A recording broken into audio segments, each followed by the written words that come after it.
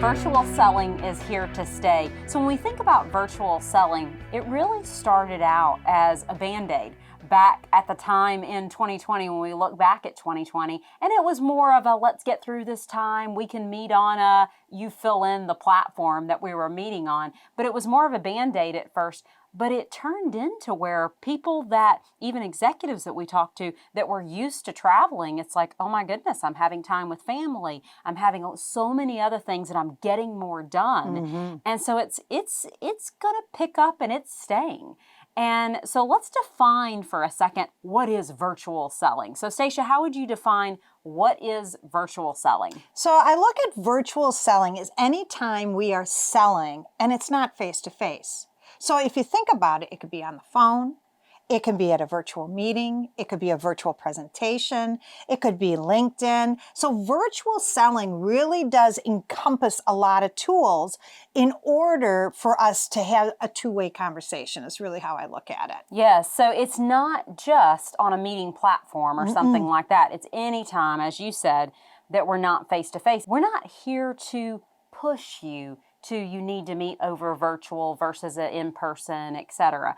We're not here to try to push us one way or the other. No, we're really not. We are here to remind all of us, and ourselves included, that virtual selling is here to stay. If you think about it, many prospects are not meeting in person when they used to, and we have to earn the right for an appointment on site. And maybe we have to go after them by phone or virtually first. Stacia, you just defined what is virtual selling, but I'm going to play devil's advocate for a minute. Imagine that. Say why utilize virtual selling? What are situations outside of what happened in 2020 where increasing our skills in virtual selling, how does that come through for us? And you had a situation in early 2020 where you really beat me to it on having to virtual sell. What happened to you? I had a life experience that happened, which basically was I broke my leg. So when I broke my leg, I was in a wheelchair and I was on crutches. I could go nowhere. Yet that was my livelihood, was going out visiting people and doing trainings that were live, and I couldn't do it. So what I did is I went into the panic room and I sat there and kicked and screamed and went, oh my gosh, what am I going to do? But then I decided not to take up residency there. And I decided that I had to figure out a way that I could keep my business rolling. And the way I could do that is by virtually selling, using all those virtual selling tools to get where I needed to go.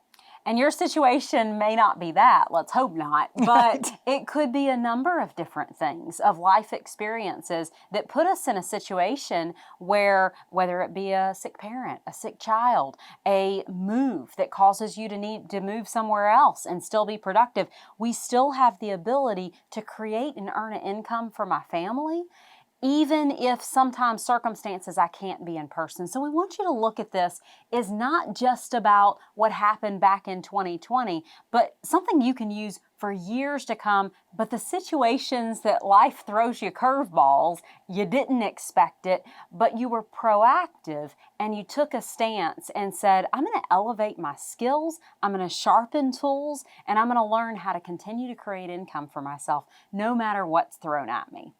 COVID-19 taught our prospects that they don't need to always meet in person. Things that we used to be, oh goodness, I have to be face-to-face for.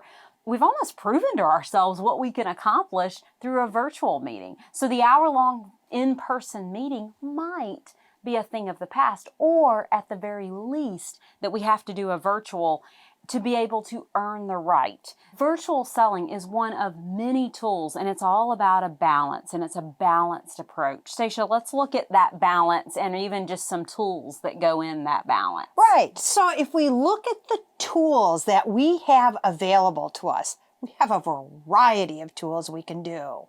The first is the phone. Good old phone. It's been with us for a long time, right?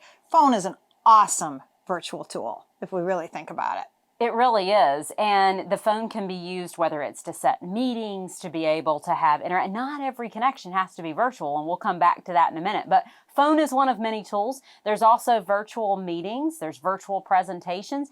There's in-person. Stacia, I know we have a practice where after an in-person meeting, we always send a card. Oh, yes. Or even holiday time. If you don't know the address, send a quick LinkedIn message and say, what's the best address for you right now? You don't have to say what's your home address, but what's the best address for you right now? Those are all tools. What else? I think one of the things is what you mentioned too is LinkedIn. LinkedIn is a great virtual tool. And if you think about it, it's to gain that two-way conversation. Also video. Video, we use a ton, which we'll talk about later, in order to pique that interest instead of just sending an email. So we have a variety of tools that we can really use, but we still have to bring that balanced approach. So not every connection has to be a virtual meeting. There is power in the phone. The phone promises one simple promise, is you're only listening to the tone of voice and the words that are said. When you're on a virtual meeting, there's all kinds of things going on. You're not able to experience real eye contact. So if I'm looking at my screen, then I'm not going to look at the camera. But if I'm looking at the camera, I don't see if you're making faces at me. So there's so many things. Our brain can be on overload when you're on virtual meetings. Not every connection has to be a virtual. That's more a matter of pull out the right tool for the job. And it's a balanced approach among all your tools. Right. The other thing is virtual meetings take a lot of energy. And so you got to be really careful of not overbooking yourself. I have heard people, I've got 10 meetings during the day. I'm like, by 3, I'm done. Right? The virtual meetings take a lot of energy because you got to bring your voice out. You got to look at the camera. There's a variety of things. And one of the things that we really want to make sure that you do, make sure that virtual meeting and that face-to-face is really special. There's a reason behind it. So being a golfer, you know, I have golf clubs that I'm going to use, and there's certain times I use a certain club. For instance, I wouldn't use my driver to try to putt into a hole, right? And I wouldn't use my putter in order to try to get the longest drive. Same thing with our virtual selling tools. We got to use the right ones that are going to give us the most for what we're looking for.